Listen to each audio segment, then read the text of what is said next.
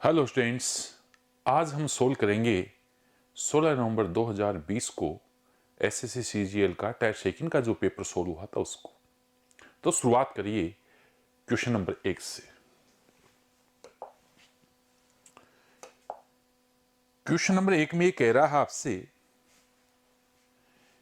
कि ए, बी और सी 5, 7 और 4 के रेशियो में पूंजी इन्वेस्ट करते हैं। उनके निवेश के समय का रेशियो XYZ है। यदि उनका प्रॉफिट का रेशियो ये है तो बताइए इस x अनुपात y अनुपात z का मान क्या है। इसने ये कहा है कि निवेश के समय का रेशियो ये है, तो समय का रेशियो बताइए। ये आपको अच्छे से पता है कि लाभ के रेशियो में पूंजी के रेशियो का जब भाग देंगे तो आपके पास टाइम का रेशियो आएगा। ये लीजिए, ये हो गया आपका x अनुपात y अनुपात z। लाभ का रेशियो 45 है, ये 42 है और ये 28, जिसको आपको डिवाइड करना है इसको 5 से, इसको डिवाइड करना है 7 से और इसको डिवाइड करना है 4 से। ये टाइम का रेशियो आपका आ गया। ये हो गया 9, ये हो गया 6 और ये हो गया 7। 9, 6, 7 पहला ऑप्शन इसका आंसर। ये आपको अच्छे से पता होना चाहिए कि जब भी प्रॉफिट के रेशियो में कैपिटल का रेशियो का भाग देते हैं तो हमेशा टाइम का रेशियो आता है, और टाइम का रेशियो का अगर भाग देंगे तो कैपिटल का रेशियो आता है। Question number 1। नेक्स्ट क्वेश्चन आपके पास क्वेश्चन नंबर 2।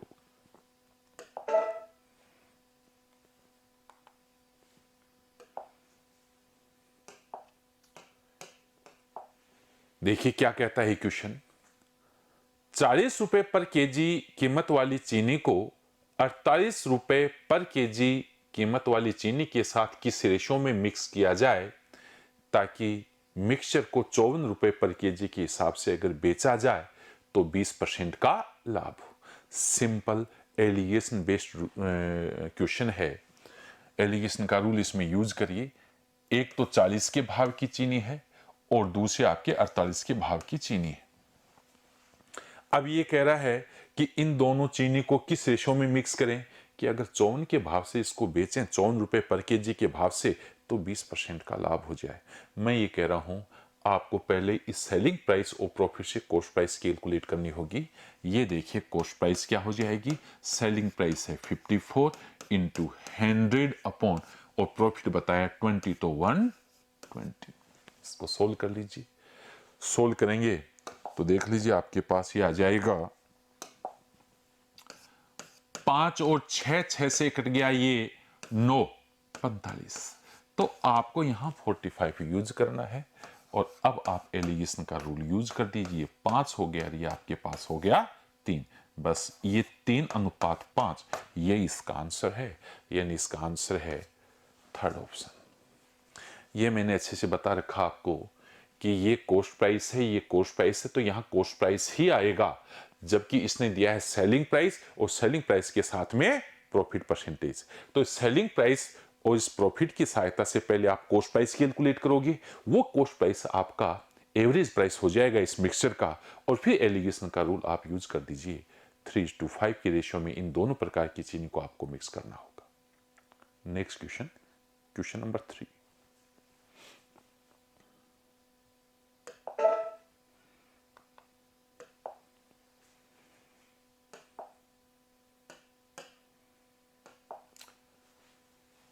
ये कह रहा है आपसे कि लीनियर इक्वेशन ये और ये का ग्राफ इस पॉइंट पर एक दूसरे को इंटरसेक्ट करते हैं।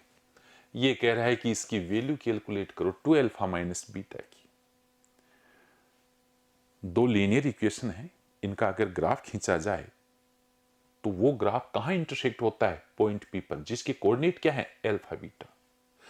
तो ये अल्फा बीटा क्या है? कुछ नहीं, इन दोनों इक्वेशन को सोल्व करके एक्स और वाई की वैल्यू जो प्राप्त होगी वो आपका अल्फा बीटा हो जाएगा। तो इन दोनों इक्वेशन को सोल्व करें और एक्स वाई कैलकुलेट करें।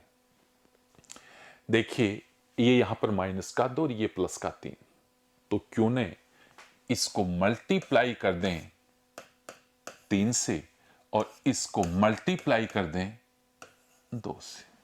अब आप देखिए क्योंकि ये 2y को मैंने 6y बनाया है, 3y को 6y बनाया है, ये प्लस का है, ये माइनस का, ये तो हो गया कैंसिल। जब हम इन दोनों को जोड़ेंगे तो 9 तो ये हो गया और 8 ये हो गया, ये हो गया 17x, और इसी प्रकार से ये हो गया 8 × 24 10 34, x का मान 2, x का मान 2, ये आपका अल्फा हो गया।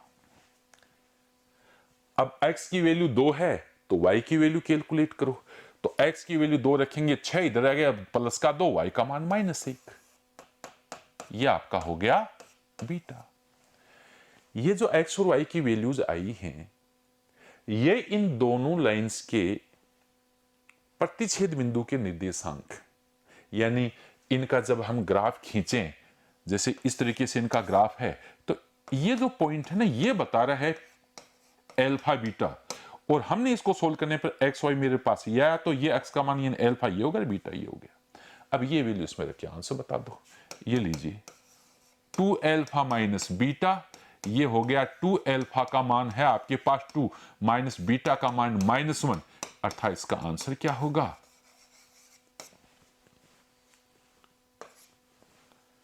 Fourth option.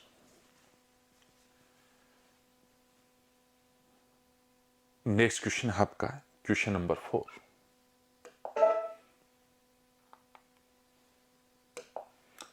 ट्रिग्नोमेट्रिक से है। नेक्स्ट क्वेश्चन आपका साइन स्क्वायर अपॉन कोस इंटू 1 प्लस कोस और 1 प्लस कोस अपॉन कोस।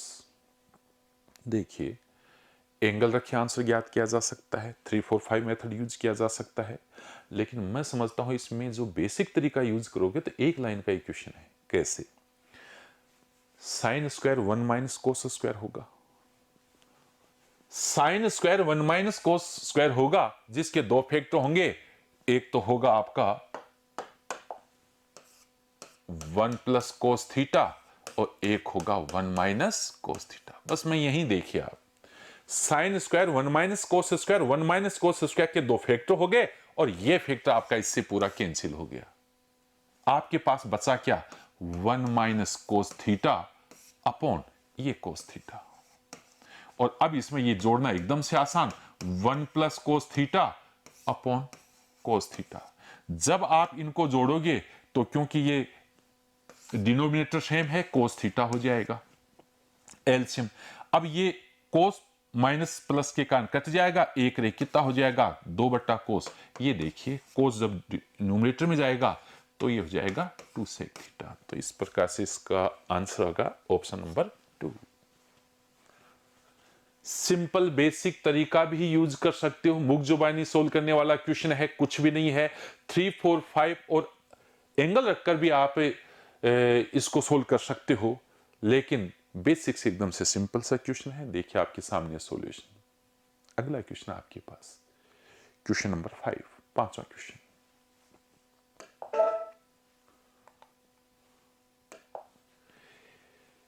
जब पॉजिटिव नंबर एबीसी को 13 से डिवाइड करते हैं तो रिमाइंडर्स क्रम से ये और ये प्राप्त होता है 9 7 और 10। ये कह रहा है कि जब इसको 13 से डिवाइड करेंगे तो क्या रिमाइंडर आएगा, ये आपका क्वेश्चन है। तो देखिए मैं आपसे कह रहा हूं, आपको किसका रिमाइंडर चाहिए? आपको चाहिए a plus 2b plus 5c, इसको डिवाइड करें 13 से, बताइए इसका रिमाइंडर क्या होगा। ये आपका क्वेश्चन है। आप बताओ a को 13 से, अर्थात a को 13 से डिवाइड करें, रिमाइंडर क्या आ रहा है आपके पास? 9। तो यहां तो लिखिए 9। b को 13 से डिवाइड करेंगे, रिमाइंडर 7 आ रहा है, 7 का डबल कर दीजिए 14। और ऐसे ही c को जब 13 से डिवाइड करेंगे ना तो रिमाइंडर 10 आएगा, 10 को यहां गुणा करिए 50, इसमें दीजिए 13 का भाग और बता दीजिए इसका रिमाइंडर क्या हुआ। तो इसका रिमाइंडर तो हो गया आपका 64 और 73, 73 में 13 का भाग दे 65, 8 आ जाएगा। ये इसका आंसर है। ये देखिए आपका थर्ड ऑप्शन। बड़ा सिंपल क्वेश्चन है, ये कुछ भी लिखने की जरूरत नहीं है, ये शेषफल 9 है, यानी आप इसको डायरेक्ट लिख दो, यहां a है और इसका डबल करके लिख दो, 7 और 14 हो जाएगा, और इसका यहां 5 गुना लिख दो, ये 50 हो जाएगा। जोड़ लीजिए 13 का भाग देकर रिमाइंडर बता दीजिए क्या रिमाइंडर आएगा। यानी लिखने तक की जरूरत नहीं, डायरेक्ट आप ये रिमाइंडर्स एबीसी का मान लिख दो आप तो, और बस इसमें फिर 13 का भाग दे दो, शेषफल बता दीजिए। नेक्स्ट क्वेश्चन आपके पास क्वेश्चन नंबर 6, देखिए क्या है।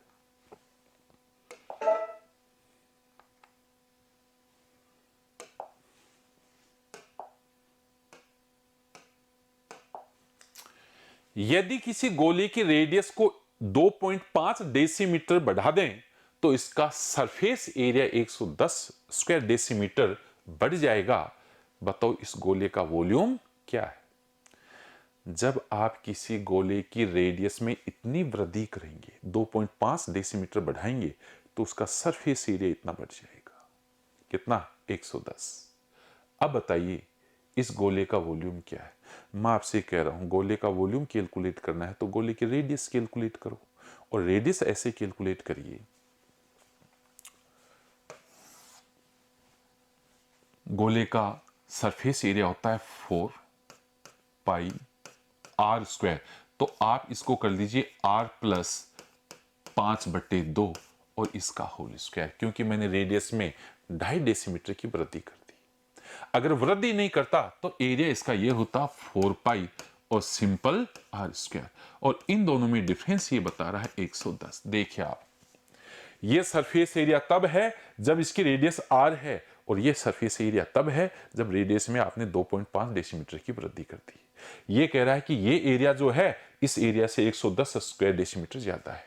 और अब आप इसको सोल्व करके रेडियस याद कर लें और रेडियस से आपका वॉल्यूम आ जाएगा। देखिए आपके पास ये हो जाएगा 4 पाई, दोनों जगह कॉमन आएगा 22/7। और अब देखिए इन दोनों को एक बार जोड़ें, क्योंकि आपका a square minus B square हो गया, तो एक बार a प्लस बी आएगा, यानी ये आएगा 2r प्लस 5/2। और एक बार घटाओ, घटाएंगे तो इसमें से इसको r से r कैंसिल हो जाएगा, सिंपल आएगा 5/2, और ये इसने बताया 110। और अब आप इसको कैलकुलेट कर लीजिए, रेडियस आ जाएगी आपकी। देखिए कैसे, 22 से इसको काटेंगे 5 बार, 5 से ये कट गया, 110 कंप्लीट कट गया, ये लीजिए। और ये देखिए 4 भी कट जाएगा, ये 4 2 इंटू 2 से कट जाएगा, 2 तो ये कट जाएगा, 2 ये कट जाएगा, 4 भी कट जाएगा, लेकिन कटने से पहले ये क्या हो जाएगा 4r प्लस 5, और 7 इससे मल्टीप्लाई हो जाएगा। इस प्रकार से देखिए 4r की वैल्यू 2, r की वैल्यू 1/2, ये इसके रेडियस आ गई।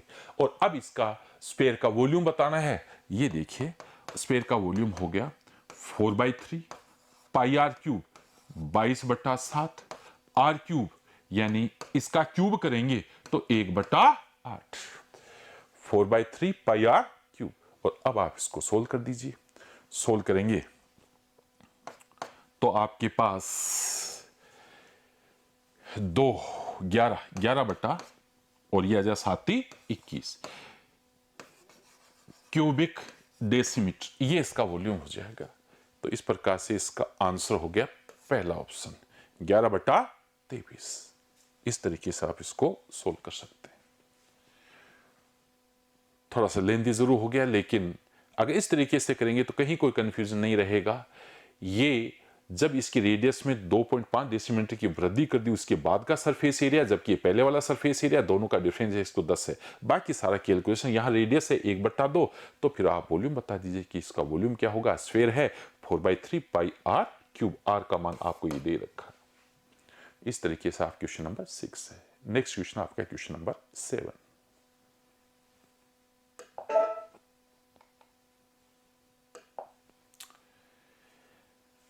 नीरज को 840 कीमत वाले शर्ट पर कितना मूल्य अंकित करना चाहिए कि अंकित मूल्य पर 16% डिस्काउंट देने के बाद 18% का लाभ अर्जित किया जा सके। देखिए इसने एक सेंटेंस दिया कि इतना डिस्काउंट देने के बाद भी इतना लाभ, तो ऐसे में कॉस्ट प्राइस और मार्क प्राइस डायरेक्ट लिखे जाते हैं। ये देखिए कॉस्ट प्राइस और मार्क प्राइस आपको याद होगा, 100 में से डिस्काउंट कम करिए, 100 में से माइनस करेंगे डिस्काउंट 16, जबकि ये हो जाएगा 100 में प्रॉफिट जोड़ेंगे जो है आपके पास 18। ये देखिए आपके पास 84 है, ये आपके पास 118। जब भी आपसे कहता है कि कि अंकित मूल्य पर इतना डिस्काउंट देने के बाद भी इतना प्रॉफिट हो रहा है, उस स्थिति में कॉस्ट प्राइस और मार्केट प्राइस डायरेक्ट मान लीजिए। और अब आप देखिए, ये इसका कॉस्ट प्राइस है जो इसने दिया है 840, तो इंटू 10 करेंगे तो ये 840 आ जाएगा। तो फिर अंकित मूल्य भी इससे आ जाएगा, इंटू 10 कर दीजिए, ये आपका आ गया 1180 रुपए। ये इसका आंसर है। इसने ये तो पूछा कि 840 तो इसका कॉस्ट प्राइस है, कितना मूल्य अंकित करना चाहिए, कितना, 1180, पहला ऑप्शन इसका आंसर। जब भी आपको ये सेंटेंस देता है तो कॉस्ट प्राइस और मार्केट प्राइस डायरेक्ट लिखिए। कॉस्ट प्राइस में 100 में से डिस्काउंट माइनस करना होता है और मार्केट प्राइस में 100 में प्रॉफिट प्लस करना होता है। क्यों ऐसा करना होता है, इसका बेसिक मैंने आपको बताया हुआ है, तो उन चीजों को आप यूज करिए। अगला क्वेश्चन है question number 8।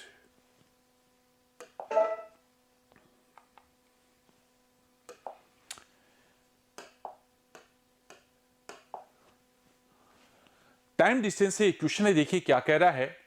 36 kilometre per hour की स्पीड से चलने वाली रेलगाड़ी किसी पोल को 25 सेकंड में पार करती है। एक रेलगाड़ी 36 की स्पीड से जा रही है और एक पोल को ये पार करती है 25 सेकंड में। तो बताओ 350 मीटर लंबे पुल को पार करने में ये कितना टाइम लेगी। देखिए एकदम से सिंपल क्वेश्चन। 36 की स्पीड 25 सेकंड में इस पोल को ये ट्रेन पार कर जाएगी, तो ट्रेन की लंबाई क्या हुई। ट्रेन की लंबाई का मतलब है डिस्टेंस से, तो डिस्टेंस हुई स्पीड इनटू टाइम, अर्थात स्पीड 36 है जिसको 5/18 से गुणा करेंगे और टाइम आपको 25। ये तो आगे रेलगाड़ी की लंबाई, ये देखिए इसको काटिए 2 बार, 250। ये रेलगाड़ी की लेंथ आ गई 250। एक बार मैं फिर कह रहा हूं, रेलगाड़ी की लंबाई का मतलब डिस्टेंस कैलकुलेट करना, और डिस्टेंस क्या होगा, स्पीड इनटू टाइम। तो स्पीड ये है, टाइम ये है, मल्टीप्लाई करना है। साथ में इसको स्पीड को मीटर पर सेकंड में कन्वर्ट करने के लिए 5/18 से मल्टीप्लाई आपको करना है। तो ये तो रेलगाड़ी की स्पीड लेंथ आ गई। अब ये कह रहा है कि ये ट्रेन इस पुल को पार करे तो कितना टाइम लग जाएगा। ये देखिए रिक्वायर्ड टाइम, टाइम का फॉर्मूला क्या होता है, डिस्टेंस अपॉन स्पीड। तो डिस्टेंस कितनी होगी, 350 तो पुल की लंबाई और 250 रेलगाड़ी की लंबाई है, और स्पीड रेलगाड़ी की है, ये देखिए 36 है, तो 36 को आप 5/18 से गुणा भी करेंगे। सोल्व कर लीजिए, ये देखिए इससे कट गया 2 बार, 10 से 0 0 हटा दो, 35 + 25, ये 60 सेकंड। ये ट्रेन 60 सेकंड में इस पुल को पार कर जाएगी। क्वेश्चन छोटे छोटे हैं, लेकिन इनका जवाब शॉर्ट में आप तभी दे पाओगे जब इन चीजों को आप अच्छे से जानते हैं। यहां रेलगाड़ी से रिलेटेड जो भी क्वेश्चंस हैं उनमें मैंने 2 मीनिंग आपको बता रखे हैं कि स्पीड का पर्टिकुलरली क्या मीनिंग होगा और यहां पर डिस्टेंस का आपको क्या मीनिंग लेना है। हर क्वेश्चन में डिस्टेंस और स्पीड अगर पहचान गए तो time, distance is equal to speed into time से प्रत्येक क्वेश्चन हो सकता है, कहीं कोई डाउट नहीं होता इस क्वेश्चन। 36 की स्पीड इतना सेकंड से मल्टीप्लाई करना, रेलगाड़ी लंबाई आ गई, और रेलगाड़ी लंबाई प्लस पुल की लंबाई ये दूरी होगी जिसमें रेलगाड़ी स्पीड का भाग देना है। जैसे डिवाइड करोगे आप 60 सेकंड आंसर आ जाएगा। अगला क्वेश्चन है क्वेश्चन नंबर 9, 9वां क्वेश्चन।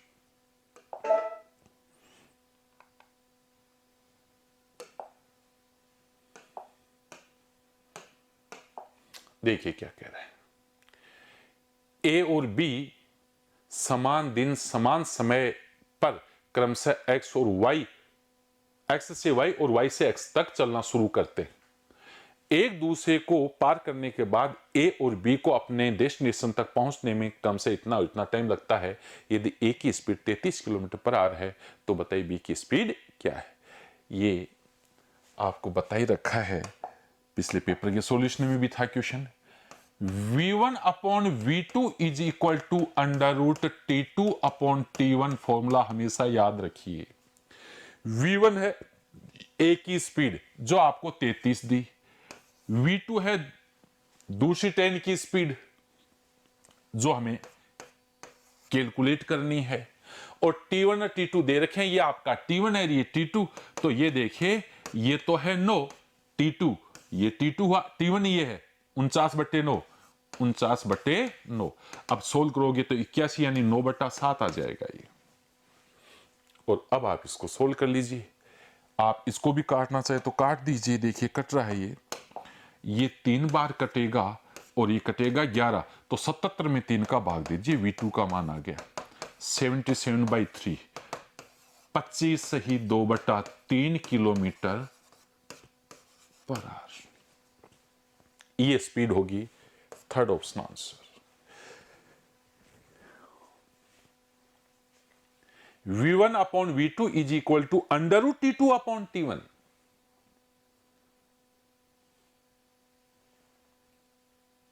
V1 यानी ए की स्पीड आपको दे रखी, बी की स्पीड पूछ रहा है, V2 पूछ रहा है, और ये आपका T1 है और ये आपका T2 है। तो T2 अपॉन T1 रख के सोल्व कर दीजिए, आपने आपस आ गई। ट्रेन बी की स्पीड क्या है, 25 से 2/3 kilometre per hour. Next question आपके पास, क्वेश्चन नंबर 10।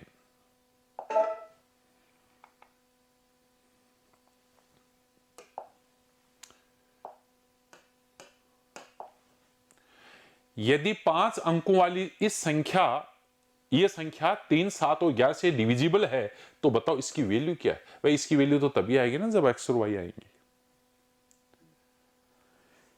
ये जो नंबर है ये 11 से डिविजिबल है, इसका मतलब ही ये हुआ कि 2 + 5 + y, 2 + 5 + y ये बराबर होना चाहिए 3 + x के। ये नंबर 11 से डिविजिबल है, 11 से डिविजिबिलिटी का रूल यहां यूज करिए तो 2 और 5 और y का योग जो है 3 और x के योग के बराबर। ये देखिए आपके पास आ गया x - y बराबर ये 7 में 3 के 4। यानी हमें इतना तो पता चल गया कि ये जो 2 डिजिट है ना x और y, इनमें 4 का अंतर है, इनमें 4 का अंतर है। एक काम करो, x और y के ऐसे संभावित मान लिख लो। जैसे ये 9 हो सकता है तो ये 4 कम यानी 5 हो सकता है, 8 है तो ये 4 हो सकता है, 7 है तो 3 हो सकता है, 6 है तो 2 हो सकता है, 5 है तो 1 हो सकता है, और 4 है तो ये 0 हो सकता है। ये अंक हो सकते हैं 4 का डिफरेंस। लेकिन अब एक चीज आप और यहां पर समझिए, इसने ये भी तो कहा कि इसमें 3 का भाग भी जाता है, इसमें 3 का भाग भी जाता है, तो अंकों का योग देखो यहां 10 हो रहा है, तो 10 और अगर दोनों अंक ये लेते हैं तो 10 और 14 24, ये संभव है क्योंकि 9 और 5 होंगे तो योग 24 हो जाएगा, 24 में 3 का भाग चला ही जाएगा। 8 और 4 12, क्योंकि अंकों का योग 10 हो रहा है, 10 12 22 ये नहीं ले सकते क्योंकि 22 में 3 का भाग नहीं जाता। 10 जोड़ेंगे 10 में तो 20 होगा, तो ये भी नहीं ले सकते। ये 6 2 8, तो ये 10 8 18 हो जाएगा, ये फिर ले सकते हैं। 5 1 6, तो 10 से 6 16 नहीं ले सकते आप, और ये 10 से 4 14 ये भी नहीं ले सकते। आप ले सकते हो या तो 6 2, और या ले सकते हो आप 9 5। यानी आपके पास नंबर या तो ये है 235 95, या है 235 और ये आपका 6 2, ये हो सकते हैं दोनों। अब इन दोनों में भी सही कौन सा है? इसने कहा 7 का भाग भी जाना चाहिए। 7 का भाग देखिए 21 21 में 15 25 हो गया, 21 तो फिर 4 और 9 49, 5 बच रहा है, नहीं ये नहीं है, पक्का इसमें 7 का भाग जाएगा। भाग देखिए देख लो आप, 21 25 हो गया, 21 4 46 हो गया, तो 4 बच गया 42, बिल्कुल से भाग जा रहा है। इसका मतलब x की वैल्यू ये है और y की वैल्यू ये x और y की वैल्यूज हैं। तो बता दो इसका मान, इसका मान क्या हुआ 3 इंटू x का मान आपका 6 है, -4 इंटू y का मान आपका ये रहा 2, तो 2 घटा दीजिए, आंसर इसका 10 आएगा। ये देखिए आप 10, पहला ऑप्शन आंसर। ये हमने 11 का नियम यूज करा, जिससे तो हमें यह पता चल गया कि इन दोनों डिजिट का बीच का डिफरेंस कितना है। कितना डिफरेंस है 4, तो 4 4 के अंतर पे नंबर्स लिख लिए। आपको ध्यान रहे x बड़ा लेना है, y छोटा, x छोटा नहीं लेना है, नहीं तो नेगेटिव हो जाएगा ये। तो इस प्रकार से ये कुल 5 पेयर हो गए, ये 5 का 6 पेयर हो गए। अब ये कह रहा है 3 का भाग भी जाना चाहिए, तो अगर ये डिजिट्स लेते हैं ना 8 और 4 7 और 3 5 और 1, तो ये 3 का भाग नहीं जाएगा, 3 का भाग इन दोनों में जाएगा सिर्फ। तो ये पेयर लेके 7 का भाग देखिए, देख लो इसमें जा रहा है, तो ये आपका एक्स वाई के मान हो गए, इसमें भाग ही नहीं जा रहा तो ये नंबर हो ही नहीं सकता।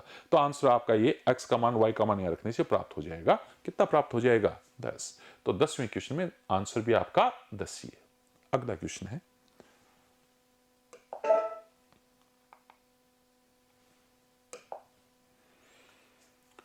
Question number 11। देखिए क्या कह रहा है क्वेश्चन नंबर 11। यदि कोसेक थीटा की वैल्यू b अपॉन ए है तो बताओ इसकी वैल्यू क्या है? मैं कह रहा हूं अगर इसको स्मार्ट तरीके से नहीं किया गया तो काफी लेंदी क्वेश्चन हो जाएगा। और स्मार्टनेस आपकी ये है कि आप b को ले लीजिए 2 और a को ले लीजिए 1। अगर मैं इसको 2 लेता हूं, इसको 1 लेता हूं, तो कोसेक थीटा का मान 2 हो गया। और कोसेक थीटा का मान 2 तब होता है जब थीटा का मान 30 डिग्री होता है। तो थीटा का मान हो गया 30 डिग्री। ये वैल्यूज लीजिए आप, तुरंत आंसर का पता चलेगा। अब आपको क्या करना है? अब आपको थीटा तो इसमें रखना है और ए बी ऑप्शन में रखने, बराबर चेक करना है। तो देखिए थीटा अगर 30 रखते हैं ना तो 30 डिग्री पे ये √3 होता है। तो 3 और 1 4, यानी मैं थीटा का मान इसमें रख रहा हूं 30। तो ये तो मेरा हो रहा है 4 और बट्टे। अब इसको रखता हूं मैं यहां पर 30 डिग्री, तो 1/√3 4/√3, यानी इसका मान मेरे पास आ रहा है √3। ये देखिए जब मैं थीटा की वैल्यू 30 इसमें पुट करता हूं तो मेरे पास आता है √3। तो ए और बी का मान ऑप्शन में रखने पर √3 आना चाहिए। तो आप देख लीजिए 2 दूनी 4 और 1 4 और 1 5, 5/2। ये इसका आंसर नहीं है क्योंकि इसका मान आपके पास 5/2 आ रहा है। ठीक, इसको देखिए 4 - 1 3 √3 और ये 2 √3/2। ये आपके पास आ रहा है √3/2। ये इसका आंसर नहीं है। इसको देखिए ये आपका वो √3/1, यानी ये √3 आ रहा है। तो यही पक्का इसका आंसर है। जबकि इसको देखेंगे तो ये 4 और 1 5 √5 आ रहा है। ये इसका आंसर नहीं है। तो ये तरीका आप यूज करो बजाय इसके बेसिक में जाने के। हालांकि कोसेक से और आप ये टेन को डायरेक्ट लिख सकते हो, ऐसी बात नहीं है, लेकिन वो काफी लेंदी मेथड हो जाएगा। और मैं चाहता हूं कि आप इसको इस तरीके से करो। भाई आप ये देखो, मैं इसको 2 ले लेता हूं, इसको 1 ले लेता हूं, तो 2/1 2 हो गया। कोसेक थीटा 2 कब होता है? जब थीटा का मान 30 होता है। तो इसका मतलब ये 2 हो गया, ये 1 हो गया, ये आपका 30 डिग्री हो गया। अब ये मान आपको क्वेश्चन में रख के कैलकुलेट करना है √3, और ये ऑप्शन में रख रहे हैं √3 इसमें आ रहा है। तो ये इसका आंसर हो गया सी ऑप्शन, थर्ड ऑप्शन। तो इस तरीके से क्वेश्चन करेंगे। अगला क्वेश्चन आपके पास क्वेश्चन नंबर 13। देखिए क्या कहता है। सिंप्लीफिकेशन का क्वेश्चन है, सोल्व करना है आपको।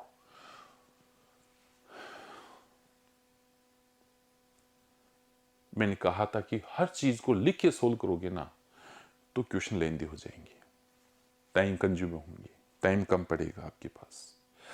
आप कोशिश ये करो जहां तक आप डाइट कर सको तो डाइट ही करिए। प्रैक्टिस इस तरीके से आपकी होनी ही चाहिए। एक काम करता हूं, मैं इस पूरे ब्रैकेट को एक साथ ही सोल्व कर लेता हूं। अब इस ब्रैकेट में भी ब्रैकेट है, ये देखो आप, ये पूरा ब्रैकेट है और इसमें भी ये ब्रैकेट है, और इस ब्रैकेट में भी ये सबसे छोटा ब्रैकेट और है। तो देखिए बड़ा सिंपल सोल्व होगा। सबसे पहले 4 में से 2 घटाओ, ये बचा 2, ठीक है, और 6 में इसका भाग दे दो। किसका? 2 का। तो ये कितना हो गया? 3। 2 × 3 कितना हुआ? 6, यानी इसका मान 6 हो गया। और 6 को 4 से गुणा कर 24 हो गया। 24 का भाग दो 3 में, 1/8, यानी 12/8।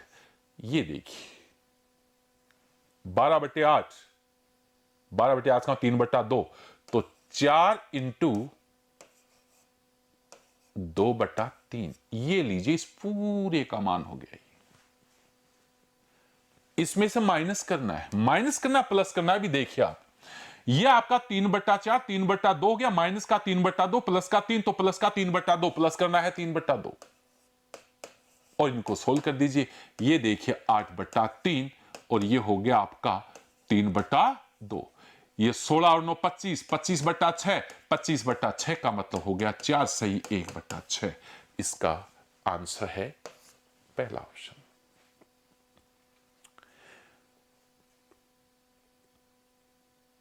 एक बार फिर से देखिए आप, 4 में से 2 घटाओगे 2, और इधर देखिए गुणा से पहले भाग होगा, तो 6 में 2 का भाग देंगे 3, तो 3 को 2 से गुणा करेंगे, इसका मान 6 आ गया।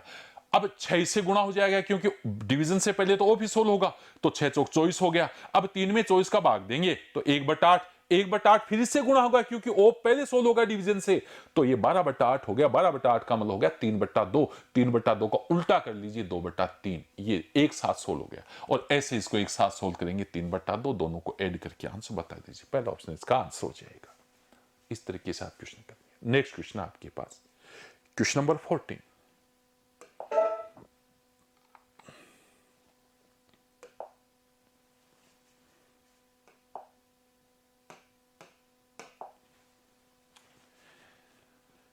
क्वाड्रिलेटरल एबीसीडी में क्वाड्रिलेटर के इंटरनल पार्ट में एक बिंदु ई इस प्रकार से है कि डीईसी क्रमशः एंगल ई से और इसके बाइसेक्टर्स हैं। एंगल बी 82 डिग्री है तो एंगल डीईसी 80 डिग्री है, तो बताइए एंगल ए का मान क्या है। बिल्कुल से थ्योरम बेस्ड क्वेश्चन, छोटा सा क्वेश्चन। ये देखिए, जैसे कोई भी आपके पास क्वाड्रिलेटरल है, ये आपका हो गया ए, ये बी, ये सी और ये डी। इसका बाइसेक्टर और इसका बाइसेक्टर ये ई पर मिलते हैं, और ये एंगल इसने दिया है 80 डिग्री। तो एक चीज को याद करिए आप, अगर ये बाइसेक्टर हैं और ये एंगल 80 है, तो इन दोनों का योग इसका डबल यानी 160 होगा। अब 160 में से एंगल बी इसने दिया है 82। अब आप खुद बता दो, 160 में से 82 कम करोगे तो ये एंगल बच गया आपका 160 माइनस 82, यानी ये बच गया 8 और ये 7, 78 डिग्री। 78 डिग्री इसका आंसर हो जाएगा 78, सेकेंड ऑप्शन।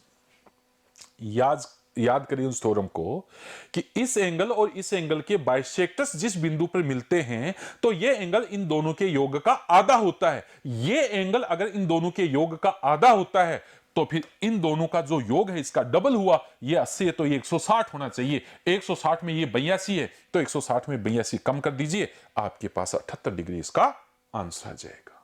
तो इस तरीके से आपका क्वेश्चन नंबर 14 है। क्वाड्रिलेटरल का रूल है, डायरेक्ट रूल बेस्ड क्वेश्चन है, कुछ भी नहीं। इन दोनों का योग इसका जस्ट डबल क्यों होगा? क्योंकि ये इस एंगल और इस एंगल के बाइसेक्टर्स हैं, द्विभाजक हैं, इसलिए। अगला क्वेश्चन आपके पास, क्वेश्चन नंबर 15।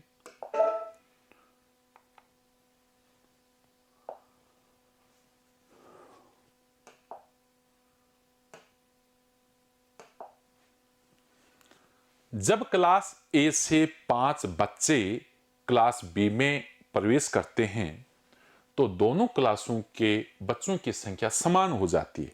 यानी क्लास ए से क्लास बी में 5 बच्चे जब ट्रांसफर हो जाएंगे, तो दोनों क्लासेज में बच्चों की स्ट्रेंथ इक्वल हो जाएगी, छात्र संख्या दोनों क्लासेज में इक्वल हो जाएगी। यदि क्लास बी से 25 बच्चे क्लास ए में प्रवेश करते हैं, तो क्लास ए में बच्चों की संख्या क्लास बी के बच्चों की संख्या से दोगुनी हो जाती है। बताइए ए और बी के बच्चों की संख्या का रेशियो क्या है? देखिए, ये क्लास ए और ये क्लास बी। 5 बच्चे ए से बी में चले जाएंगे, तो ये हुआ a-5 और ये हो गया b+5। लेकिन क्वेश्चन कह रहा है कि ये बराबर हो जाएंगे। 5 बच्चे इसमें से कम हो गए, इसमें प्लस हो गए, अब ये बराबर हो गए। आपको एक छोटी सी इक्वेशन मिल गई, x माइनस वाई का मान, a माइनस b का मान हुआ 10। देखो देखिए, इसमें कहीं भी कोई दिक्कत हो तो।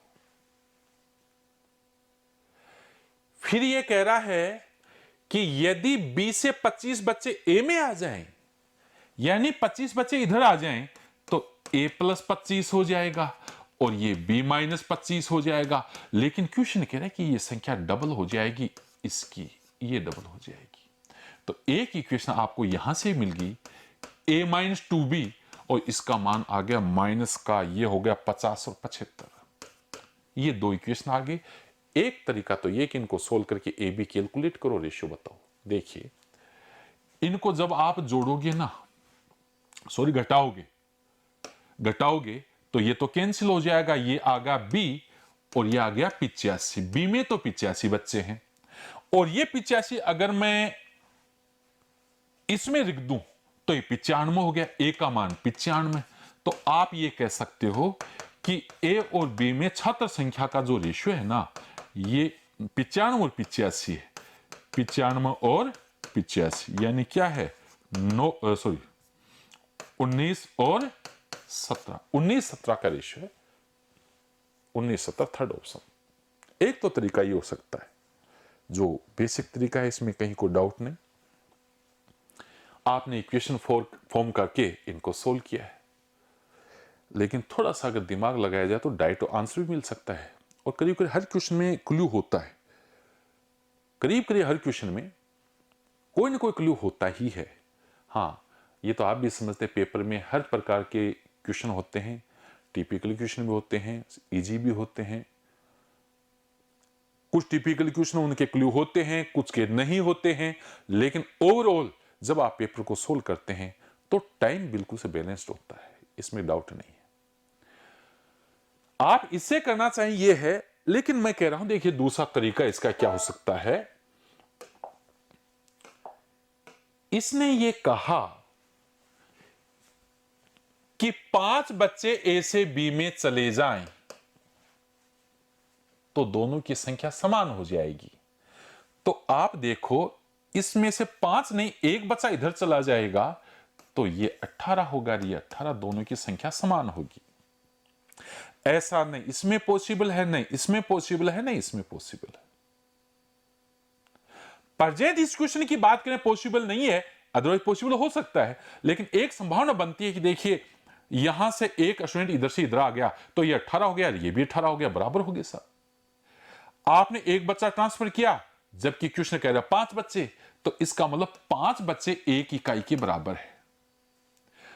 अब 25 बच्चे, 5 बराबर 1 है तो 25 बराबर क्या है, 5 इकाई हो जाएगा।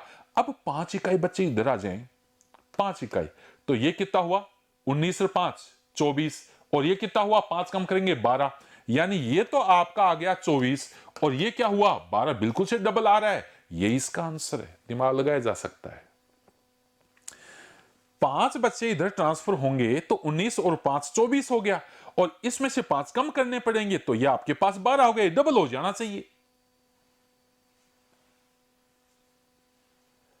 5 बच्चे गए और 25 आए, तो मैं एक तो सीधा सही हिसाब बता रहा हूं कि यहां एक इकाई 5 बच्चों के बराबर, अर्थात 5 बच्चे बराबर एक इकाई, तो 25 बराबर 5 इकाई। एक इकाई इधर जा रहा है तो 5 इकाई इधर लेके आओ, इधर लेके आओ, इधर डबल हो जाना चाहिए, बिल्कुल से डबल हो रहा है, तो आंसर का पता चल गया। तो कहीं ना कहीं इसमें क्लू छिपा होता है, आप यूज कर सकते हैं, और बेसिक तरीका यह है। और कई बार इन दोनों में क्लास में अलग अलग संख्या पूछता है तो वो तो एकदम से सिंपल, वो तो हमेशा बाई ऑप्शन से ही करना चाहिए। लेकिन अगर क्वेश्चन अदरवाइज भी आते हैं तो या तो कहीं ना कहीं क्लू होता है या इसका बेस हम अच्छे से जानते हैं। अगला क्वेश्चन आपके पास, क्वेश्चन नंबर 16।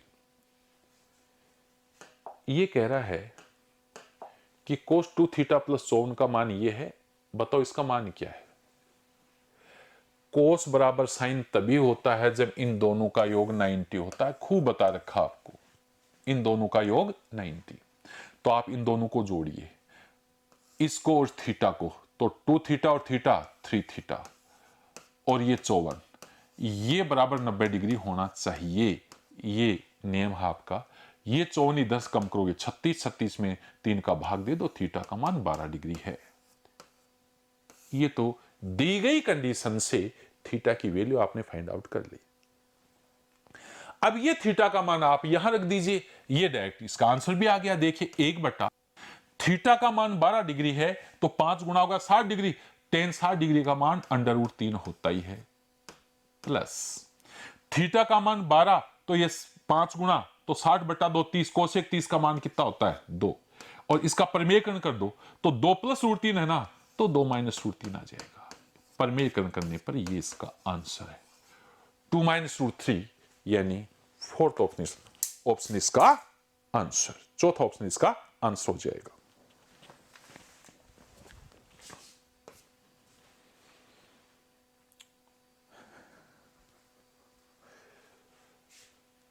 कुछ बच्चे कहते हैं कि 16 तारीख का जो पेपर था वो कैलकुलेटिव था, कुछ कहते हैं 15 का कैलकुलेटिव था, लेकिन मैं जब इन दोनों पेपर्स को सोल्व करा तो मुझे तो ये लग रहा है कि दोनों पेपर इक्वली कैलकुलेटिव है, यानी पैटर्न वो का वो है। ये क्वेश्चन वहां भी 15 तारीख को जो पेपर था उसमें भी था, उसमें भी वो 9 टेकर के सेम सॉल्यूशन, ये एक्सप्रेशन चेंज कर दिया, तो ये तो थोड़ा बहुत वेरी करेगा ही करेगा।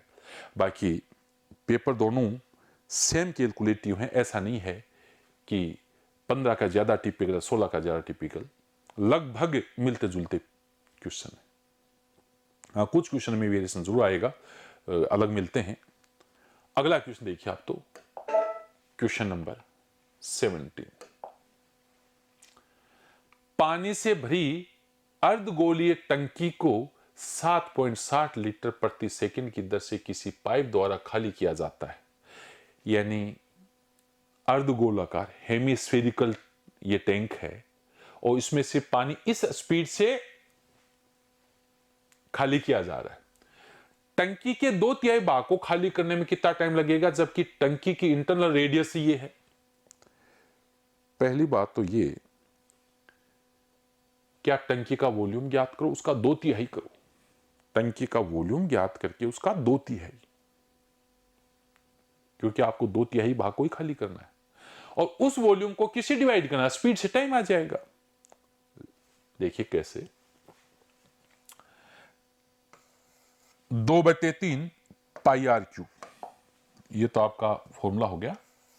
2/3 पाई का मान 22/7, आर क्यूब, आर देख लीजिए ये 21/2 है, 21/2 का होल क्यूब, और इसका 2/3 और कर दीजिए, ये 2/3 मैंने लास्ट में किया है। ये इस हेमिस्फेरिकल टैंक का वॉल्यूम है, ये इसका 2/3। इसने ये कहा कि इस टैंक का 2/3 हिस्सा ही खाली करना है, इसलिए इसका 2/3 कर दिया। लेकिन इसको लीटर में और कन्वर्ट करना है। देखिए, एक घन मीटर 1000 लीटर के बराबर होता है, तो इतना घन मीटर, तो इसको 1000 से गुणा कर दो। ये लीजिए, इतना पानी इस टैंक में है जिसे खाली करना है। अर्धगोले का आयतन जिसका 2/3। अब ये आयतन आया किसमें, क्योंकि रेडियस मीटर में दे रखी है, तो वॉल्यूम घन मीटर में, क्यूबिक मीटर में आएगा, और क्यूबिक मीटर को लीटर में कन्वर्ट करने के लिए 1000 से गुणा किया जाता है, यानी इतना लीटर पानी खाली करना है।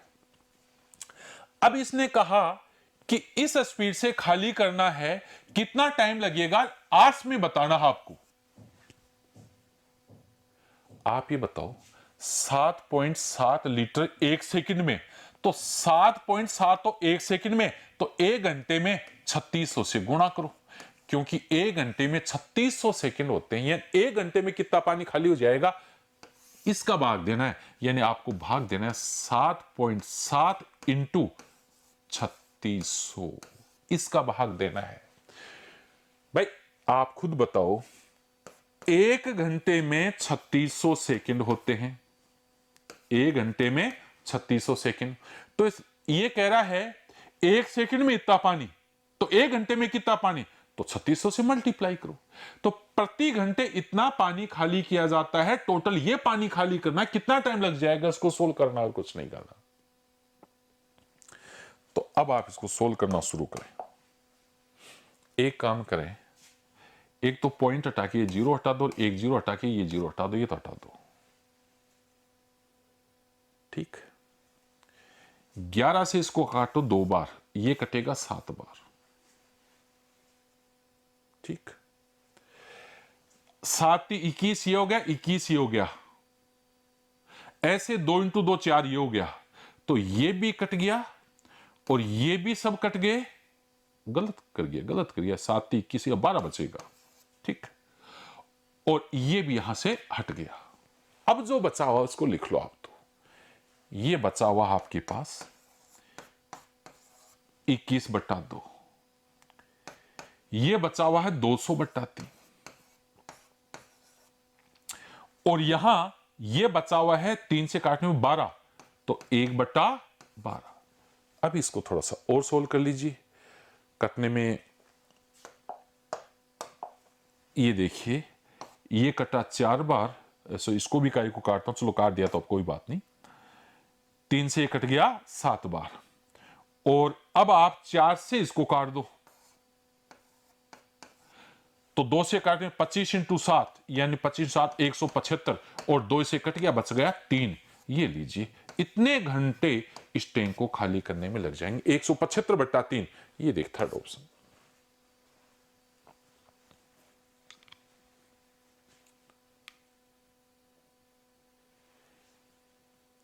अर्धगोले का आयतन जिसका 2/3 और इसको लीटर में कन्वर्ट किया, और 1 घंटे में इतना लीटर पानी खाली किया जाएगा, तो इसका भाग देंगे तो कितने घंटे लगेंगे, वो टाइम आ जाएगा 175/3 आवर्स, 175/3 घंटे। ये इसका आंसर है। तो इस तरीके से थोड़ा सा कैलकुलेटिव है क्वेश्चन, ऐसी बात नहीं है, लेकिन कैलकुलेशन तो तब होती है ना जब इसका एक पता चले हमें करना क्या है। टोटल कितना पानी खाली करना, 1 घंटे में कितना पानी खाली किया जाता है, डिवाइड करना है, डिवाइड करेंगे तो आंसर आएगा। और ये 1 सेकंड में इतना पानी बताया, तो 1 घंटे में कितना पानी, इसलिए 3600 से इसको मल्टीप्लाई किया है, क्योंकि आपको आंसर आवर्स में चाहिए। अगला क्वेश्चन है क्वेश्चन नंबर 18।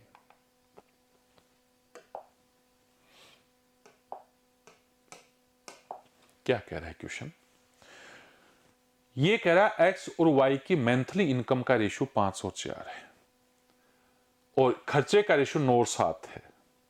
अब इसने एक बात कही, ये इंपॉर्टेंट है, वाई की इनकम एक्स के खर्चे के बराबर है, तो बताओ एक्स और वाई की बचत का रेशियो क्या है।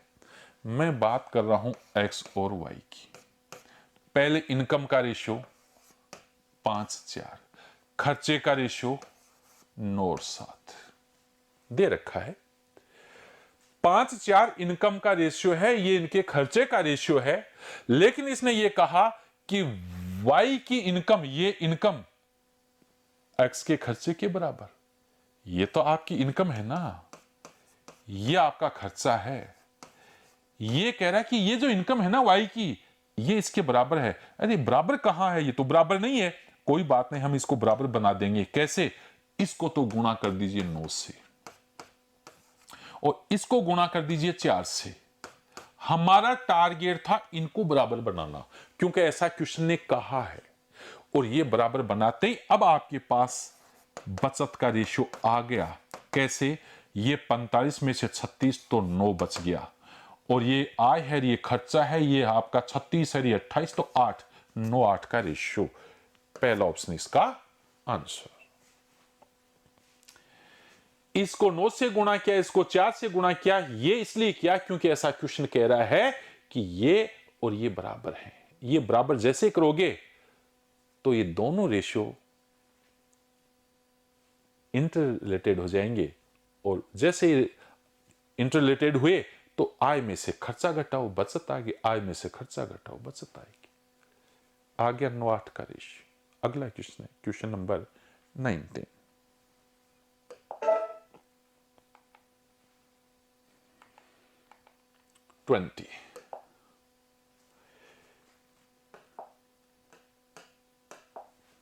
मान लीजिए ए बी, जिसमें ए बी के बराबर नहीं है, 2 अंकों वाला एक प्राइम नंबर इस प्रकार है कि बी ए भी प्राइम नंबर है, ऐसी सभी संख्याओं का योग क्या होगा। ए बी एक प्राइम नंबर है, 2-3 बातें इसने जो कही हैं वो देखिए। ये कह रहा है ए बी प्राइम नंबर है और बी ए भी प्राइम नंबर है, और ए बराबर बी नहीं है। ये इसने 3 बातें कही। 2 अंकों की संख्या है, प्राइम नंबर है, ये भी प्राइम नंबर है। अब बताओ ऐसी सब संख्याओं का योग क्या होगा। तो मैं तो आपसे ही कह रहा हूं, देखिए ऐसी प्राइम नंबर पहली 13 है, 13 का उल्टा 31 हो जाएगा, ठीक। फिर 17 का 71 हो जाएगा, वो भी प्राइम नंबर है। 19 नहीं होगा क्योंकि 91 में प्राइम नंबर नहीं होता, 91 जो है प्राइम नंबर नहीं होता है।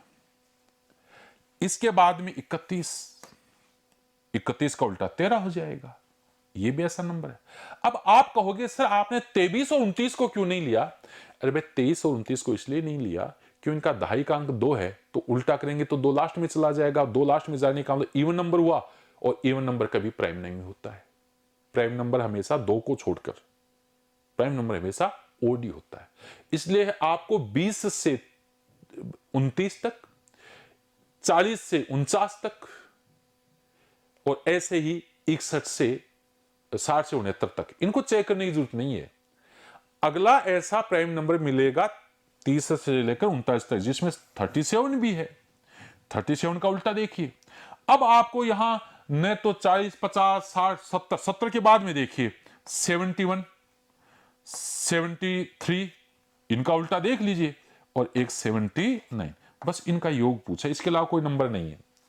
80 से 90 तक चेक नहीं करना, और इससे आगे आपको 97 आएगा, सॉरी 90 से इनको जोड़ना है और बताना कि योग कितना हुआ। अब योग भी देखें, मैं बता रहा हूं 13 और 31 अंकों का योग 4 है। 4 को 11 से गुणा करोगे 44 होगा इनका योग।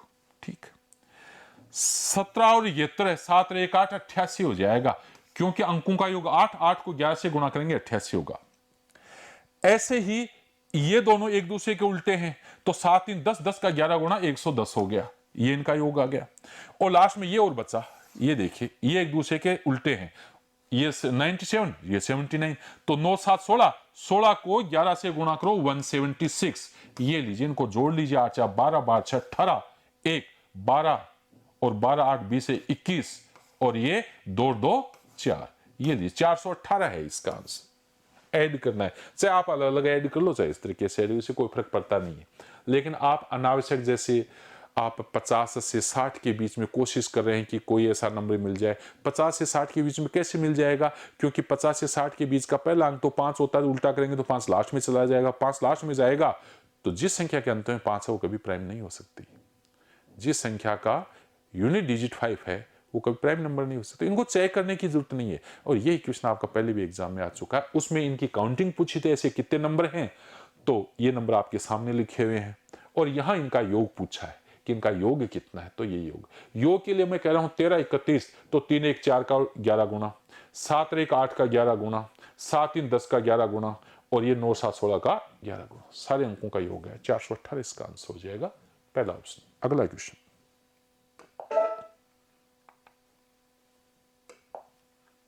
ये देखिए फिर से आपका सिंप्लीफिकेशन का क्वेश्चन। क्या बात है, सिंप्लीफिकेशन के क्वेश्चन को काफी वेटेज मिल रहा है। कोई टाइम था जब इसमें से रेयर केस में कोई क्वेश्चन आता था, लेकिन अब तो एक एक एग्जाम में 2 या 3 क्वेश्चन आपके सिंप्लीफिकेशन के आ रहे हैं। देखिए क्या कह रहा है, ये कह रहा है कि बताइए इसकी वैल्यू क्या है, इसकी वैल्यू क्या है।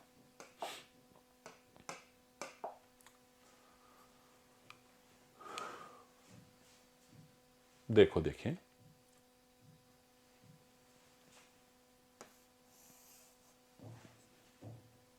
ये गुणा होके 1/8, 1/8 में 1/8 का भाग देंगे, एक आएगा, हो गया सॉल्यूशन इसका।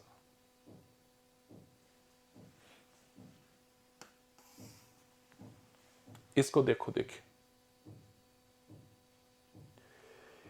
इसको सोल्व करेंगे तो ये 8 ऊपर जाएगा पहले, तो 8/8 1 हो गया, एक तो ये 1/4 हो गया। पहले ये सोल्व होगा, पहले ये सोल्व होगा। ये है 9/2, इसको मल्टीप्लाई करना है 16/3 से, कितना हुआ, ये 3 और 8 24, ये 24 हो रहा है, इसका मान हो रहा है 24। और अब सॉल्यूशन लिखना शुरू करो। देखो आप, 5 3 15, 1 16/5, इसमें भाग लग रहा है 24 का, यहां तक तो हो गया। और यहां से ये प्लस का 1 है, और ये प्लस का 1/4, सॉरी ये माइनस का 1/4, ये लीजिए। अब जो भी है इसको सोल्व कर दो, ये से कट गया, ये 2 और 3, यानी आपके पास आ गया 2/15, और ये भी घट के आ गया प्लस का 3/4। एलसीएम आपका 60 आ गया, 8 और ये हो गया 45, 53, 53/60 इसका आंसर है। ये देखिए फोर्थ ऑप्शन इसका आंसर। ये चीजें डायरेक्ट करें, हर चीज को लिखोगे करोगे काफी लेंदी हो जाएगा। भाई डिवीजन से पहले ऑफ कैलकुलेट होगा तो मल्टीप्लाई करना, 1/8, 1/8 को 1/8 से 1 आ गया। इधर देखो आप, अब ये मल्टीप्लाई से पहले डिवीजन होना है तो 8 ऊपर जाएगा, तो ये 2 8 4 हो गया, 4 से 4 ये कट जाएगा, 1 हो गया, ब्रैकेट का मान है कि तो 1/4, तो 1/4 हो गया, तो 1 - 1/4 मतलब कौन डायरेक्ट 3/4 लिखो। अब इसको पहले सोल्व कर लो, ये आपका चॉइस आ रहा है, चॉइस का भाग दे दो उसमें, 16/5 में चॉइस का भाग देंगे तो कट के आ जाएगा 2/3, तो 2/3 और ये 5 तो 2/15, 2/15 में 3/4 जोड़ दीजिए, इसका आंसर आ गया। अगला क्वेश्चन आपके पास, क्वेश्चन नंबर 22, 22वां क्वेश्चन।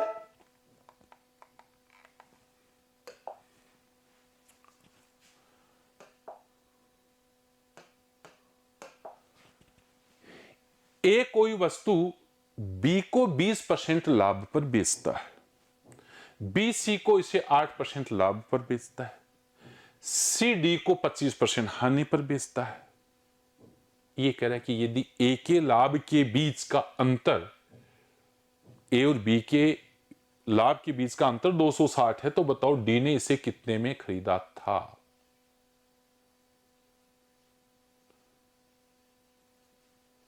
देखिए एक काम करें आप, ए ने बी को बेच दिया 20% लाभ पर, 20% का मतलब 1/5, यानी 5 रुपए पर 1 रुपए का लाभ। ए ने बी को बेच दिया 5 रुपए की वस्तु को कितने में, 6 में, हो गया 20% लाभ। देखो देखिए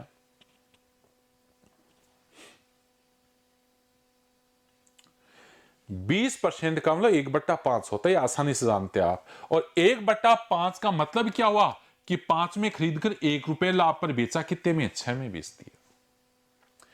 फिर बी ने इसको सी को बेचा 8% लाभ पर, यानी 100 रुपए की वस्तु को 108 में इसने बेच दिया। काटने में कोई खास फायदा है नहीं, काटने का कोई विशेष फायदा है नहीं। 8% लाभ पर बेचा ना, 100 रुपए की वस्तु 108 में बेच दिया। सी डी को 25% हानि पर बेचा है, 25% हानि का मतलब क्या हुआ, 4 रुपए की वस्तु कितने में बेच रहा है, 3 में। ए ने 5 में खरीदा और 6 में बेच दिया, बी ने से 6 में खरीदा। अब आप कह रहे हो 6, क्वेश्चन कह रहा है 100, ऐसे कैसे हो सकता है, ये बराबर होने चाहिए, ये चीज बराबर होनी चाहिए। 5 में खरीदा 6 में बेचा, तो यहां 6 ही होना चाहिए, ये 100 है, कोई बात नहीं छोड़िए आप। 100 रुपए में खरीदा बी ने और सी को बेच दिया 108 में, 108 में बेच दिया। और अब सी ने 108 में खरीदा, यानी ये भी बराबर होने चाहिए। कहने का मतलब ये है कि ये बराबर होने चाहिए, ये बराबर होने चाहिए। अब आप एक काम करो, इसको सबसे पहले 27 से गुणा करो, बोली 108 हो गया, बराबर हो गया ना। ये 100 नहीं है ना, कोई बात नहीं, इसको आप गुणा करो 50/3 से। अब देखो देखें ये 100 हुआ कि नहीं हुआ, ये कट के 100 हो गया, तो इधर भी आपको 50/3 से गुणा करना पड़ेगा, ठीक है। अब आप ये बताओ, ए ने इतने में खरीदकर इतने में बेचा, प्रॉफिट कितना हुआ, खुद बताओ आप। ये तो 100 है, ये हो गया आपका 83 सही 1/3, क्योंकि 250/3 है, तो आप देख रहे 16 सही 2/3, 16 सही 2/3 का प्रॉफिट ए को हुआ। बी को कितना प्रॉफिट हुआ, 8 रुपए का, बी को प्रॉफिट हुआ 8 का। और आप ये बताओ कि डी ने इसे इतने में खरीदा। अब ये डी के लिए तो कॉस्ट प्राइस है, लेकिन सी के लिए तो सेलिंग प्राइस है वैसे ही, खैर हमें इससे मतलब भी नहीं। आप ये बताओ इन दोनों के लाभ में कितना अंतर है, 8 सही 2/3 रुपए का, ये लाभ है।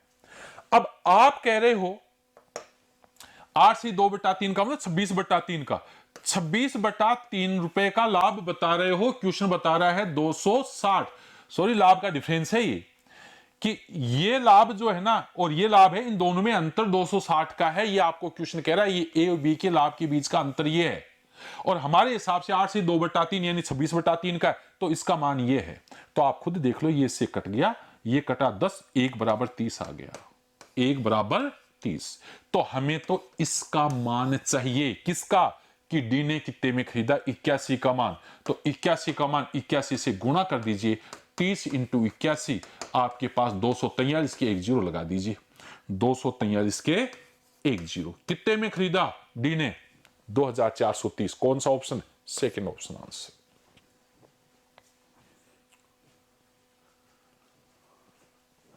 5 में खरीदकर 6 में बेचा, 100 में खरीदकर 108 में बेचा, 4 में खरीदकर 3 में बेचा। यहां देखिए 25% लॉस है, यहां 8% प्रॉफिट है, यहां 20% प्रॉफिट है। लेकिन मैं कह रहा हूं ये ए का कॉस्ट प्राइस, ये ए का सेलिंग प्राइस, जो ए का सेलिंग प्राइस है बी का कॉस्ट प्राइस है, और ये बी का कॉस्ट प्राइस, तो ये दोनों सेम होने चाहिए, ये दोनों सेम होने चाहिए, ये दोनों सेम होने चाहिए। तो मैंने क्या किया, ये 108 था, मैंने 27 से गुणा कर दिया, दोनों गुणा होंगे, 108 हो गया, बराबर हो गया। अब ये 100 है, तो ये देखिए मैंने 100 बना दिया। अब ये सारे आपस में इंटरकनेक्टेड है, इनको आपको सोल्व करना है और कुछ नहीं करना है। ये आपका 83 से 1/3 है और ये 100 है, तो लाभ 16 से 2/3 का हुआ। यहां लाभ 8, दोनों का अंतर आपको ये बताया, इसका मान 260 दिया है। तो अब बताओ डी ने कितने में खरीदा, तो 81 को 30 से गुणा करिए, आपके पास आ जाए 2430, 2430 रुपए। नेक्स्ट क्वेश्चन,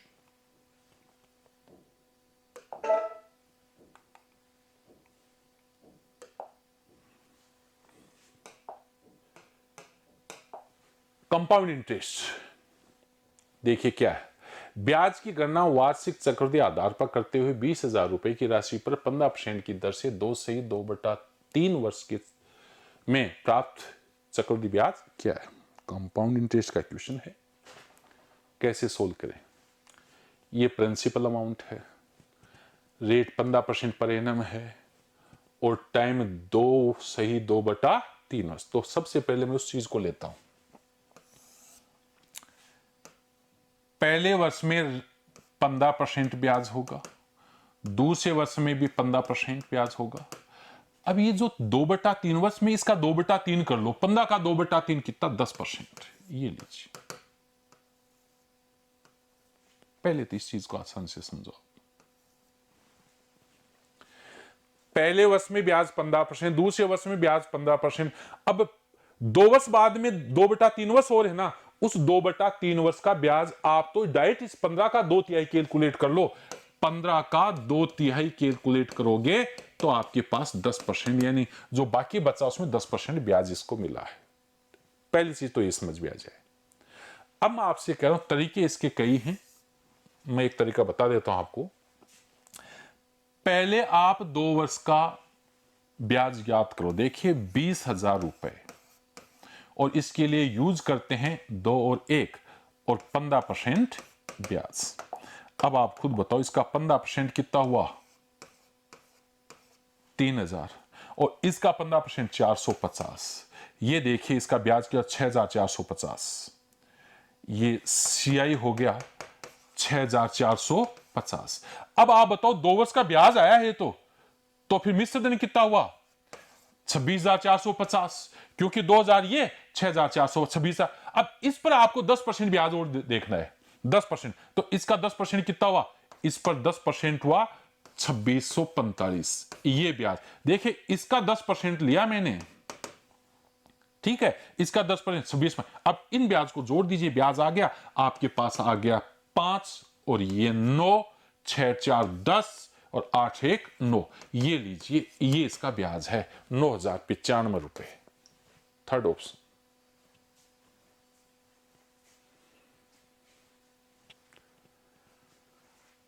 मैं पहले कह रहा हूं, पहले आप सिर्फ 2 वर्ष का ब्याज ज्ञात करो, जो है 6,450। अब 6,450 तो ब्याज हो गया, और 20,000 यहां ये राशि हो गई 26,450। अब इसका 10% कितना हुआ, ये 2645, तो ये 2645। बस ये दोनों ब्याजों को जोड़ना, 2 वर्ष का ब्याज तो ये रहा, और बाकी 2/3 समय का ब्याज ये रहा। इन दोनों को जोड़ दीजिए, आपके पास ब्याज आ जाएगा 9,095 रुपए। तरीका और भी है, लेकिन आप इसे आसान से कर सकते हैं, कहीं कोई दिक्कत नहीं इस क्वेश्चन। अगला क्वेश्चन आपके पास क्वेश्चन नंबर 24।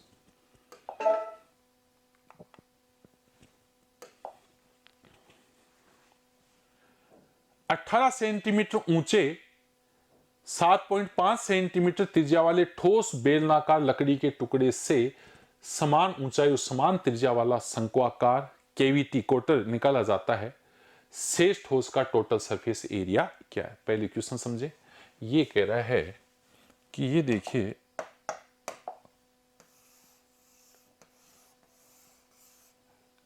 ये एक सिलेंडर है और इसमें से ये एक शंकुआकार कोनिकल केविटी, ये काटकर इसको अलग कर लिया, शंकु को काटकर निकाल लिया इसमें से। अब बाकी जो बचा है ना, उसका सरफेस एरिया बताओ। अरे तो बाकी बचा है तो एक कर्व्ड सरफेस एरिया बचा, क्या बचा? 2 पाई आर एच। एक ये पाई आर स्क्वायर हो जाएगा, ठीक है। और एक जब ये केविटी इसमें से क्रिएट होगी, केविटी आप बनाओगे इसमें या शंकु काट के निकालोगे तो ये होल बन जाएगा ये, तो इसका कर्व्ड सरफेस हो गया पाई आर एल, पाई आर एल। ये है बाकी बचे सॉलिड का टोटल सरफेस एरिया। अब मैं आपसे कह रहा हूं पाई में आंसर है तो आप इसमें पाई आर कॉमन ले लो, पाई और आर। पाई आर कॉमन लेंगे तो ये तो हुआ 2h, ये हुआ आर और ये हुआ पाई आर यानी एल। अब आप वैल्यू रख दो, पाई को तो रहने दीजिए, आर का मान 15/2 है, देख लीजिए आप 7.5 सेंटीमीटर, 15/2। एच का डबल 18 का डबल कितना हुआ? 36। ये कितना हुआ? 15/2। अब एल जरूर और कैलकुलेट आपको करना होगा, एल और कैलकुलेट करो। अब एल कैसे कैलकुलेट करें? ये देखिए बड़ा सिंपली होगा। ये हाइट 18 बताइए और रेडियस 7.5 बताइए। ये हो गया आपका 324 और ये हो गया 7 8 56.25। ऐड करिए आप 56 और 380.25 और इसका स्क्वायर रूट कितना हुआ? 19 × 20 होता तो 19.5 हो गया। ये 19.5 है। ये 19.5 को मैं लिख देता हूं 39/2। बस इसको सोल्व करना है, आगे आंसर।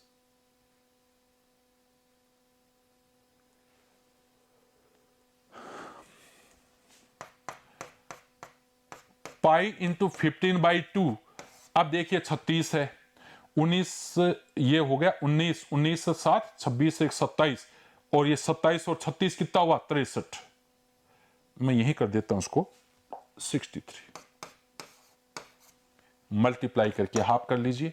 ये हो जाए 15 45 और 90, 90 4 94 और बटे 2 और पाई।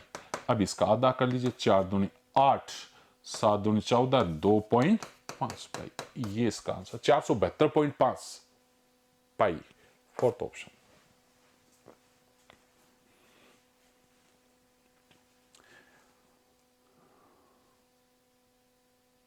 इसका स्क्वायर रूट ये 19 × 20 है, देखो आप आराम से, 19 × 20 380 होता है। 0.25 तो रूल आपको पता होगा कि कोई भी नंबर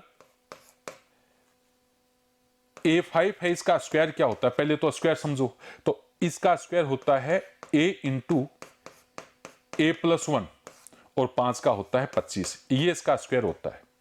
तो जब इससे स्क्वायर रूट कैलकुलेट करते हैं ना, तो दो लगातार संख्याओं का गुणा देखते हैं और जो छोटी वाली संख्या ये यहां होती है। तो जैसे आपका ये 25 था ना, तो मैंने इनमें लगातार दो संख्याओं का गुणा देखा, 19 × 20, तो 19 तो इसका हो गया, 19.5 होता है। इस तरीके से स्क्वायर रूट कैलकुलेट किया। अगला क्वेश्चन आपके पास क्वेश्चन नंबर 25।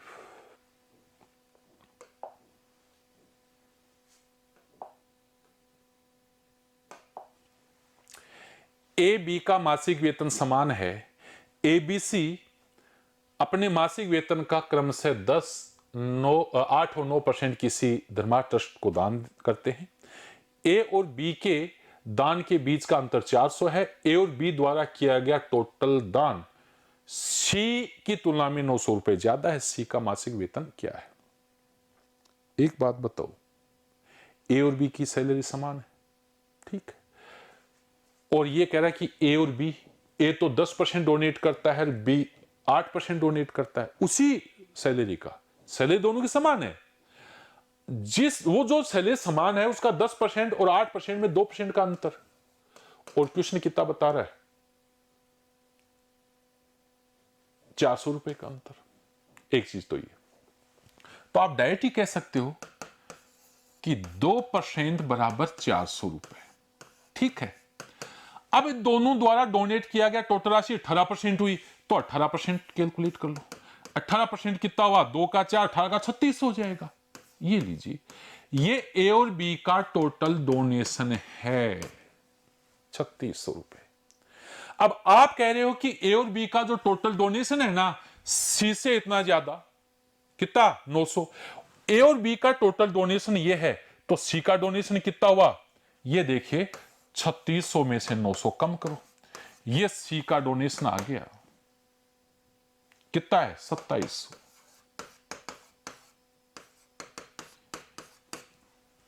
ये सी का डोनेशन है।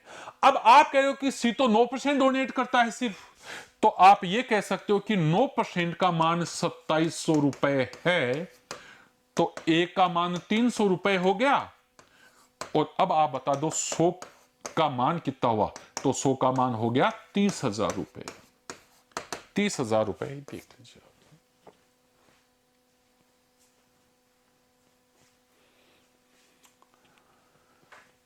दोबारा शुरुआत करिए, ए और बी के डोनेशन में 2% का अंतर, जबकि योग 18 है, तो 2 का मान 400 दिया है, 18 का मान याद कर लो 3600 रुपए हो गया।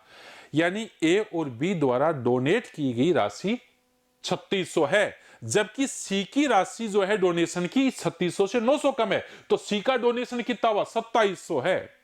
सी का डोनेशन 2700 है, और सी का डोनेशन 2700 जो किसका मान है, 9 का मान है, तो 9 बराबर 2700 है, 1 बराबर 300, 100 बराबर 30,000 आंसर है। सी का मासिक वेतन है 30,000 रुपए है। इस तरीके से आपका क्वेश्चन नंबर 25। नेक्स्ट क्वेश्चन आपका क्वेश्चन नंबर 26।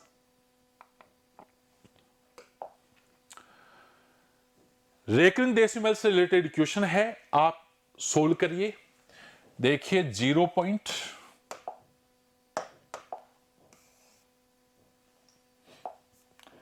0.5 और 7 पर बार लगाया है, 575757। इसमें ये और जोड़ दो, क्या 0.3 रिपीट सिर्फ 5 हो रहा है, ऐड कर दीजिए, 7 5 12 11 13 11 13 और ये 9 और ये। अब इसमें से ये माइनस कर दो, 0.4 रिपीट 32 ही हो रहा है,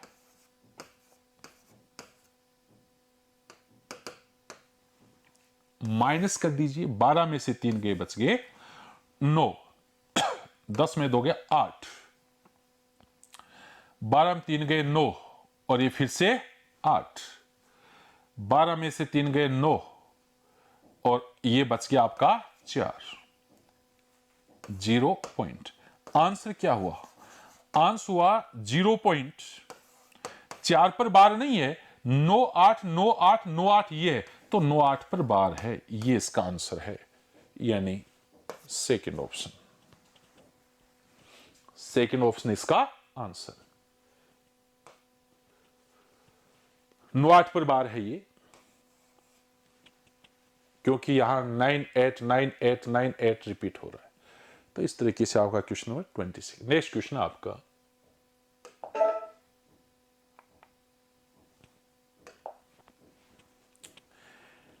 ट्रायंगल एबीसी में एंगल बी 90 है, यदि tan ए का मान ये है तो इसका मान बताओ।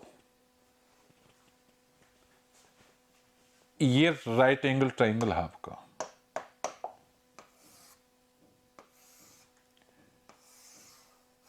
बी पर राइट एंगल है, ये बी है, तो इसको ए ले लो, इसको सी ले लो, ये 90 है। अब अगर आपको याद आ रहा तो पिछले पेपर में मैंने बताया था कि ये दोनों एंगल एक दूसरे के कंप्लीमेंट्री होते हैं, क्योंकि इनका योग 90 होता है, ये अकेला 90 तो इन दोनों का सम 90 है। और कंप्लीमेंट्री एंगल को जब आप जैसे सी की जगह ए लिखोगे, ए की जगह सी लिखोगे, क्योंकि ये दोनों एक दूसरे के कंप्लीमेंट्री हैं, तो ये रेशियोज चेंज होते हैं। तो देखिए आपको क्या दिया हुआ है, tan a का मान 1/2। अब इसको a में लिखो आप, ये साइन a है। अब कोस c है ना, नहीं c मत लिखो, a लिखो, तो ये साइन a होगा और ये कोस a होगा। और ऐसे c की जगह a लिखो तो ये साइन a होगा, और ये भी c की जगह a लिखोगे तो कोस a होगा, और माइनस साइन a। यानी जहां जहां c है ना, उसी जगह a लिख दो। जैसे इस एंगल को चेंज करोगे तो साइन कोस आपस में चेंज हो जाएंगे। इसका फायदा ये हुआ कि ये तो कैंसिल हो गया, और इनकी वैल्यू लिखो। अब इसमें भी देखो आप, ये रेशियो है, पावर समान है, तो फिर ये साइन का मान हो गया और ये कोस का मान हो गया, तो ये मान लिख दो और कुछ नहीं। जैसे साइन a है, ये आपका 1 है, कोस a है, ये 2 है, ये कोस 2 और माइनस 1, आंसर इसका 3 आएगा। ये लीजिए 3 इसका आंसर हो जाएगा, 3 4th ऑप्शन आंसर। तो इस तरीके से आप करिए। वही चीजें रिपीट है, जब भी कंप्लीमेंट्री एंगल को आप इस एंगल को इससे इसको इससे रिप्लेस करोगे ना, तो रेशियो चेंज होते हैं। रेशियो चेंज करते हैं तो डायरेक्ट कट रहा है ना, कहां दिक्कत है। ये आपका साइन ए माना जाएगा और ये आपका कोस ए माना जाएगा। अब इनकी वैल्यू भी डायरेक्ट लिखो, साइन का मान 1 और कोस का मान 2, ये वैल्यू रख दो, आंसर बता दो। ये मेरी कंडीशन बताई हुई है कि किन कंडीशन में वैल्यू डायरेक्ट रखी जाती है। अगला क्वेश्चन आपके पास,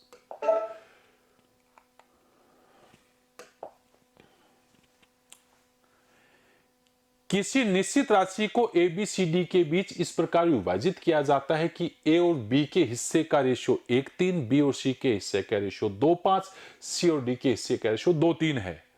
ये कह रहा है कि ए और सी के हिस्सों के बीच इतना अंतर है, तो डी का हिस्सा बताओ। बड़ा सिंपल क्वेश्चन, ए बी का रेशियो 1:3, 1:3, फिर बी सी का रेशियो 2:5, सी डी का रेशियो 2:3। तो सबसे पहले तो ए बी सी डी का रेशियो बता दो। ए अनुपात बी अनुपात सी अनुपात डी बता रखा है। इनका गुणा हुआ 4, इनका गुणा हो जाएगा 6, 6 दूनी 12, और फिर 15, ये हो गया 30, इनका गुणा हो जाता है, ये हो जाता है 45। ये लीजिए एबीसीडी का रेशियो आ गया ये। अब आपसे कह रहा है कि ए और सी में इतना अंतर है। ये रहा ए और सी, कहां है ए और सी, ये रहा ए और सी। अंतर कितना है 26 का। आप कह रहे हो 26 का, ये देखिए 26 का मान ये कितना बता रहा है, ये बता रहा है 35:10। ठीक, अब ये कह 45 का मान बताओ, 45 का मान बताओ आप। तो आप तो पहले 26 का भाग दो, आपका ये जाएगा भाग 1 बार, और ये 91 तो 3 बार 78, और ये आपका हो जाएगा 130 यानी 5, ये 135। तो आप इसको 135 से गुणा कर दो, आंसर आ गया 45 5 225 22 135 157 15, और ये हो गया 60 75। ये इसका आंसर है 60 75। ये देखिए सेकंड ऑप्शन इसका आंसर। 26 का मान ये है तो 45 का मान बताना, और कुछ इकाई नियम लगाना है डायरेक्ट, और कुछ नहीं करना। इससे पहले रेशो लिखना आना चाहिए। अब इसके 2 3 3 मेथड बता रखे हैं, सिंपली ये मेथड यूज कर लो, कहीं कोई दिक्कत नहीं। इनका गुणा ए हो गया, इनका गुणा बी हो गया, इनका गुणा सी हो गया, इनका गुणा डी हो गया। अगला क्वेश्चन आपके पास क्वेश्चन नंबर 29।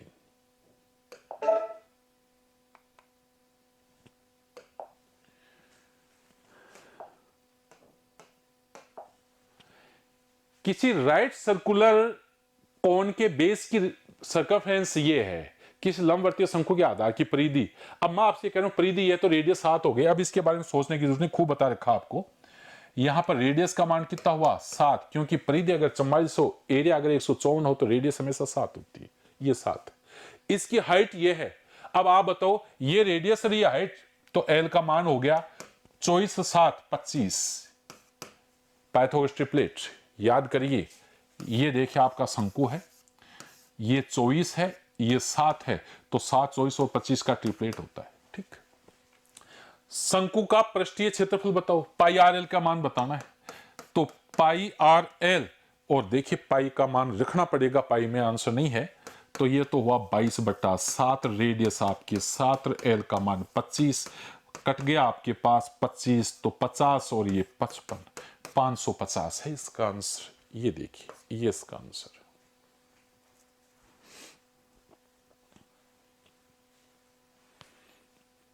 ये इसका आंसर हो गया 550।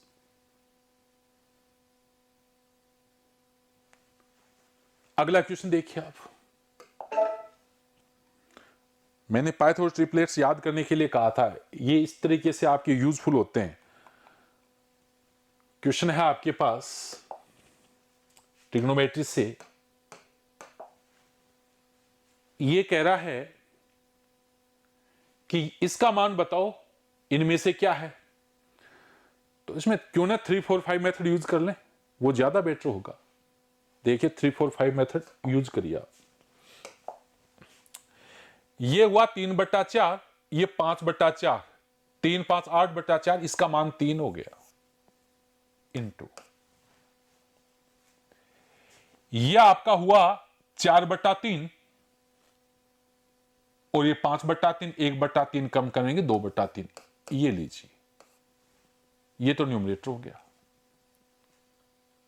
अब इसको देखो, sec + 10 तो ये आपने देखा ही है, ये आपका है 5/4, और ये 3/4, 8/4, इसका मान 2 हो गया,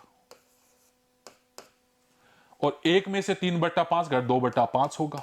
अब देख लो इसका मान कितना हुआ, ये देखो आपका, ये तो कट गया, आ गया 2, और ये 4/5, ये हुआ 5/4, 4/5, 5/4, कितना आ रहा है ये 5/2, 5/2। अब ऑप्शन में 5/2 कौन सा है, ये देखिए, ये तो होता है 5/4, नहीं है आंसर। ये होता है 5/3, नहीं है आंसर। ये होता है 5/3 का डबल, यानी 10/3, नहीं है आंसर। ये होता है 5/4 का डबल, तो ये 5/2 आ गया। ये देखिए, ये इसका आंसर है। तो इस तरीके से आप सोल्व करें, कहां दिक्कत, 3, 4, 5 मेथड को यूज करें।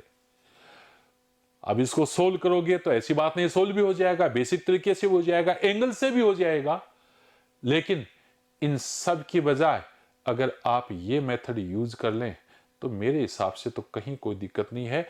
एंगल यूज करना चाहो तो आप 45 डिग्री यूज करके इसका आंसर बता सकते हो, एंगल से भी हो जाएगा, 3, 4, 5 से भी हो जाएगा। कैलकुलेशन जरूर थोड़ा सा डाइट करने की कोशिश करें, और नहीं तो ये वैल्यू रखकर फिर वैसे सोल्व करके देख लें। तो इस तरीके से आपका क्वेश्चन नंबर 30। आज की क्लास यहीं पे फिनिश करते हैं। Thank you.